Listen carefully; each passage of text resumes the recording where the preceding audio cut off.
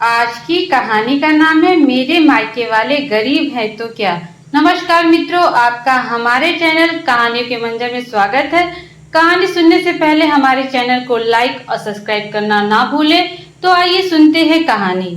आज उसने सोच लिया था कि वह अपनी सास को शिकायत का कोई मौका नहीं देगी, इसीलिए तो वह आज शॉपिंग कर आई थी। मम्मी जी लीजिए, यह साड़ी मेरी माँ ने आपके लिए दिया है और यह शॉल पापा जी के लिए है, यह सूट प्रीति के लिए है और ये सूखे मेवे और कुछ फल है। ठीक है श्रुति, साड़ी तो अच्छी ही लग रही है। लगता है अब कहीं जाकर तुम्हारी माँ को हमारे स्टैंडर्ड का पता चला है। नहीं तो पहले वह जो कपड़े देती थी वह तो काम वाली को देने में भी शर्म आती थी। सुनकर श्रुति का मन एकदम से बुझ गया। पता नहीं मम्मी जी मेरी अम्मा और बाबूजी को कब तक गरीबी और कम तरी का एहसास कराती रहेगी। ऐसा ही होता आया था। शादी के बाद से श्रुति को अक्सर यह एहसास कराया जाता था कि वह इस घर की स्टैंडर्ड की नहीं है। कहीं न कहीं उसके ससुराल वालों को लगता था कि श्रुति उनके घर की बहू बनने के लायक नहीं है और उसके मायके से आया हुआ सामान इस घर के स्टेटस के हिसाब से बहुत ही इतर होता है। हालांकि श्रुति के माता पिता हमेशा अपनी हैसियत से बढ़कर ही खर्च करते थे। हाँ, वो लोग ब्रांडेड चीजें इस्तेमाल नहीं करते।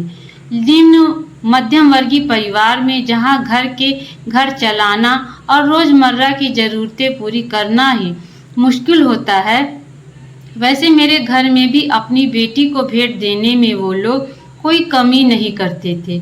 लेकिन श्रुति यह अच्छी तरह जानती थी कि चाहे उसके माता पिता कितना भी खर्च क्यों ना कर ले, लेकिन उसकी सास और नंदे किसी खास ब्रांड के ही कपड़े पसंद करती हैं और प्राइस टैग देखकर ही बात करती हैं। श्रुति जब ब्याह कर ससुराल आई थी तब कई बार आश्चर्य से भर जाती थी, यह देखकर कि जितना तो उसके महीने का खर्च था उतना तो उसकी नंदे एक दिन की शॉपिंग में उड़ा देती थी।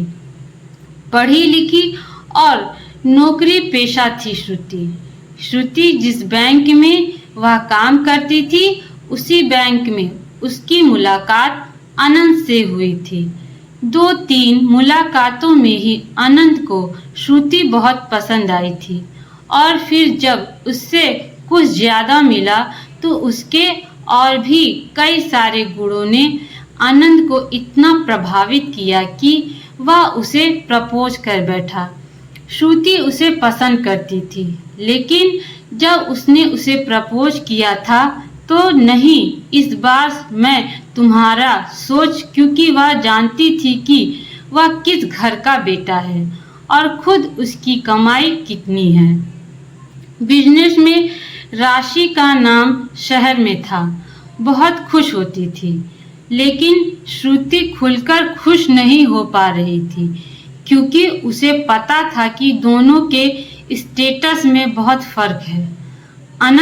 अनंत के प्यार और विश्वास ने श्रुति के मन में भी यह भरोसा दिला दिया कि स्टेटस के ऊपर नीचे होने के बावजूद उसकी शादीशुदा जिंदगी अनंत के साथ खुशहाल रहेगी, क्योंकि अनंत उससे सच्चा प्यार करता है और उसके मन में पैसे का जरा भी घमंड नहीं है।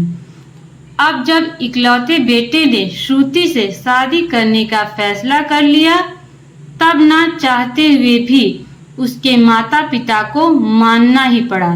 वैसे तो श्रुति की सास ने उसे मन से नहीं अपनाया था, लेकिन अब बेटे की पसंद के आगे करती भी क्या, तो अगाहे बगाहे अपने मन का गुस्सा श्रुति की उसकी गरीबी का मजाक उड़ाकर किया करती थी और माँ की देखा देखी दोनों बेटियां धरा और उत्तरा भी श्रुति से कभी ढंग से बात नहीं करती थी।